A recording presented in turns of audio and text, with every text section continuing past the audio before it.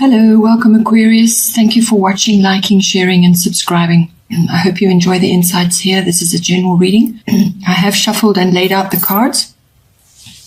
I use the 12 houses of the zodiac, and as the cards appear in each house, then that is the influence that is coming through at this time for you. So in the first house, we have Saturn return age. So the first house is everything to do with the self, your appearance, your observable characteristics, your personality, how you appear to others, your physical body, your physical regime, what you're going through, you're working out and sort of how you're making your way through your day. It's also self-oriented interests and just basically what you are projecting outwardly to others that you meet. So if it's your mask that you're presenting to others. So with Saturn return there, you're actually, Saturn return is about wisdom. It's about gaining wisdom through experience. Because a return implies that it's coming back, and Saturn does take it has two major turns in your life, around about 29, and then the next one is a bit later, another 29 years further on after that.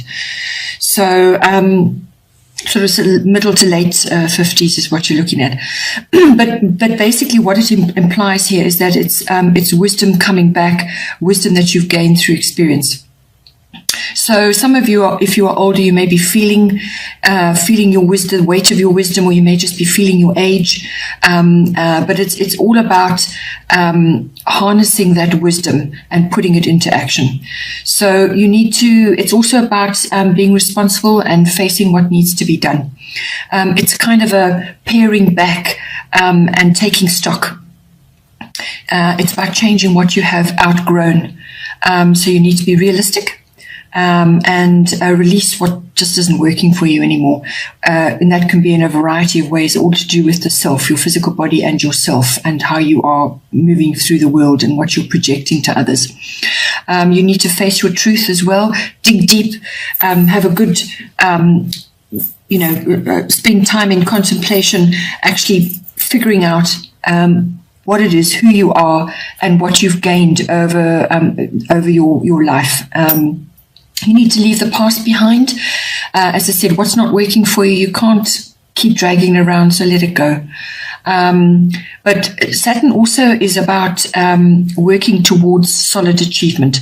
So you may be just bringing that wisdom in now, that wisdom, and turning it into action to actually get you that solid achievement. Because if you work with Saturn, if you work with the taskmaster, then eventually you will see the achievements and you will see the rewards, and the achievement will be based on solid ground. You don't want to be aiming for something that just isn't right to begin with. It's all about putting systems in place, being methodical, and having a good and strong foundation.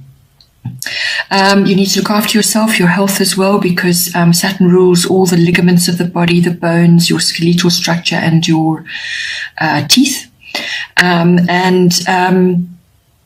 You need to build endurance and fortitude as well with this. So harness your resources, contemplate what you can cut away and what you can do without, and then move forward slow and steady and build yourself up so that you can face the future and build something that you can actually support you going forward. So this could even be a physical regime you want to bring in, or it could just be the way you are projecting yourself amongst others. You may be coming across as quite serious at the moment amongst the people that you meet. And this is the Saturnian influence coming in, because it is serious. It is about contemplation and cutting away what doesn't serve you anymore. Then we have in the second house, we have Mercury retrograde, which is reinvention. So during a Mercury retrograde phase, anything with a re in front of it applies. So this can be a revisit, a revision, rearrange, reduce, or redo. It's anything like that. So it's basically going over something again to pick up areas that perhaps would never have worked or won't work, picking up mistakes, picking up errors, checking details again, because ultimately if you do that, you will eventually get a much better product or a much better result. So now, this is your second house, which is all to do with your money and your income. It's to do with what you own, what you possess, your possessions, and it's also your self-worth and your values, your value systems. It's property as well, real estate, land, that sort of thing. So this is with this card appearing in this house, it's best to postpone making purchases and big decisions about your money coming in. Best to postpone that. Also signing documents or contracts, just avoid for the moment until this period has passed. Normally, in a regular chart, Mercury goes retrograde about 3 times a year, more or less, for about 3 weeks. But as it's appearing here, anywhere between 1 week and 3 weeks, you may be feeling this. So just feel your way along until you feel the energy shift, and then you'll get the go-ahead. But just at the moment, rather just stay as you are, but also go over your plans. Again, there may be delays as well. It's about double checking facts, checking your emails, all forms of communication, because things can go awry. There can be misunderstandings. Emails just don't get sent, or they don't get received, or what you say gets misunderstood. It's a good time to review plans because it will be better afterwards. But you need to go through that sifting and sorting and clearing out and making it better, and picking up errors as well, mistakes. Don't get off track though. You've got to plod along and you've got to tackle it. This is also, if you're using electronics and computers and also your vehicles to do with the second house activities, then you may experience some sort of repair, or the electronics and the computers just don't work, or you may also need to back up documents as well, because sometimes things just go on the blink, and then you lose documents, or things just don't get sent, or they don't get stored, and so on. So it's all about that. If you're writing or involved in writing things, or you're making plans and budgets and so on for your money, you may be required to do some kind of recount or rewrite with that. This also comes in later on for your 8th house, which again is bringing up the fact that you're not to take action, or don't take action just at the moment with your big finances. So this is the two work together. This is your personal income and money, and this the 8th house is all about big money, your bigger investments and things like that. So the two are indicating that it's just time to wait and to go over your plans, review before you move forward with anything major. Then in the 3rd house, we have Pisces, I believe. So your 3rd house is everything to do with your communication, whether this is written or verbal or your body language. It also governs documents and contracts. So now with Pisces, I believe there's dual meanings to this, because Pisces is dual. But the most uplifting aspects of Pisces are, it's all about service, about sensitivity and compassion. So what you say is going to matter. Your words are going to matter. And this could affect your siblings and your aunts, uncles, cousins. Those are the kind of family members that fall under the 3rd house. It could also be the wider public. So it's also about having a bit of faith, and sort of avoiding pessimism and also cynicism, because that can be the flop side of the positive aspects of Pisces. So it could also be that you may need to be putting boundaries in, with others, with regards to how you communicate, or just how you communicate with others. You don't want to be sort of manipulated by others. Keep your speech positive. This card also brings in the arts as well. So whether this is creative writing or artistic endeavors, anything like that. So, but it's your communication and it's your expression. So therefore, if you're expressing yourself with art or with written works and so on, you have the ability to now access much higher levels of consciousness with Pisces in there. It's imaginative, it's creative, there's fantasy there. There's also, reaching higher levels. There's also access to psychic abilities. So that's like clear sentience, clear audience, all of those. But it's really about your communication, your interactions with others, what you say and what you hear as well. So you'll have greater access to spirituality and creativity. This house also rules short trips. This is local trips. So trips to water, any body of water, will be very beneficial for you at this time. Then in the fourth house, we have Grand Cross Provoker. So this is a card which is going to bring, what's indicating that you're going to be experiencing in your home life. This is your home, your actual home, your home life. And it's also to do with your ethnic identity, your roots and your foundation. You're going to be experiencing a bit of tension at this time. So it's like frustration and feeling restricted in some way, shape or form. So it could be to do with your actual physical home.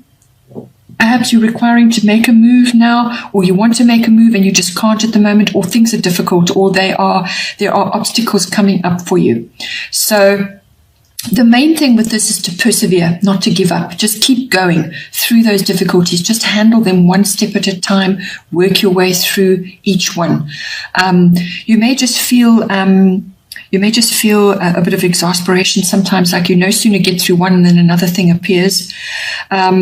It's also, you may just feel a bit like you're being pulled in different directions as well.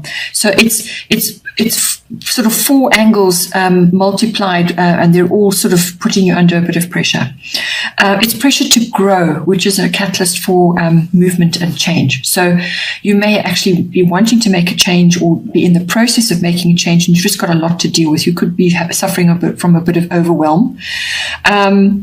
But stick with the process and see it through to victory. Focus on your priorities and get organized and realistic. Also, your communication is going to be important as well. Then in the fifth house, you have Jupiter, which is abundance. So your fifth house is to do with your children, if you have children or you're working or you're exposed to children. It's also your creativity, your creative abilities. And that can take many forms. It's not necessarily artistic. Artistic and creative are different things. Creativity, you can be a creative thinker, a creative writer, or you could be a creative in the way you arrange your home, or creative in the way you create your children's parties, or your finances even. You can be creative in many, many ways. You can be a creative speaker. So creativity is a huge aspect of ourselves, and we can all access it. It just may not look like somebody else's creativity. It's going to be unique to you. So the fifth house covers children, creativity. It also covers love affairs, and it covers recreational activities of all kinds. So having fun, going, all kinds of whether it's outdoor, indoor activities, games. It's also sports, that kind of thing. So with Jupiter abundance coming in, this is a lovely card to be having in this house because it brings rewards and benefits. It's also luck, abundance and prosperity within those aspects of the fifth house. So you could be seeing this in your children, or you could be experiencing it yourself, and then you are able to pass on those good feelings and happiness onto your children through generosity and joy and happiness and things like that. So you could be just really enjoying a very loving and abundant relationship with your children, or with your love affair. Not necessarily money. Abundance can be many things. Can be just feeling happy, feeling content, or just feeling grateful for all that you have, and grateful for your interactions with your children. There's all of those coming in. It could also be that you're overcoming obstacles in this arena. So that's children, creativity, or love affairs, or having fun, or just enjoying various types of sports and games. You could be really winning and be very lucky. You could be really having success and reward for effort when it comes to your creative projects. So you could also be receiving divine help in those areas. It's important to stay positive and keep your hand on the wheel, though. So accept the abundance, be grateful, and spread it around as well. And just be content with what you're receiving, but don't slip off and sort of lose sight of what it is you still need to do and what you still need to work on. So it's also about keep going, don't give up, because there are benefits coming in. It's also about restoring faith as well. It's about enjoying freedom as well. So there could be freedom from routine. Maybe you're enjoying nice, fun activities, or you enjoying gaming and sort of sports and really, getting out and about and actually feeling rewarded or finding the activities rewarding. It's also about you may, if it's to do with a love affair, you may come into contact with a Jupiter type person. So this could be somebody who's quite social, they're generous, they're outgoing, they enjoy freedom and they enjoy fun. So it's that kind of thing. They could also be have religious interests and deeper philosophical interests. They could also be studying because Jupiter rules all of those. It could be somebody who enjoys teaching. There's various ways that this can come in. But or you could just be enjoying an abundant relationship with this person, which is generous and loving and social. Then in the 6th house, we have another very supportive card. This is part of fortune. This is about increase. So it is exactly what it says there. But the deeper aspect of this card is that it's about your particular talents and abilities, which perhaps have been unacknowledged or just haven't been present in you. And this, if you're into past lives, it could be stuff you're bringing in from a past life. Suddenly those talents and abilities are being activated, or it could just be something that you've sort of known about, but you've never really focused on, or you've never had the need to focus on it, or it could just be something that rises up out of the blue. So it's coming to the surface, really. That's what it is. So now this is coming up in your 6th house, which is everything to do with work, your work projects, mastery of your craft. It's also about your workplace, your work colleagues, and it's also about your health and diet and pets. So you could be getting more pets, but also with your health and diet, you can expect to be having good health at this time and finding balance. It's about finding balance and moving forward to reach your goals. Obstacles are being removed, things like that. So if it's to do with your work side, it's a very beneficial influence to be having. So you can expect to be having increase. Perhaps it's an increase of work, but there's also sort of a destiny or fate aspect of this as well. So you could be in the right place at the right time to pick up. Okay, Aquarius, thank you for joining me. Hope you have a great month and take care, and I will see you next time.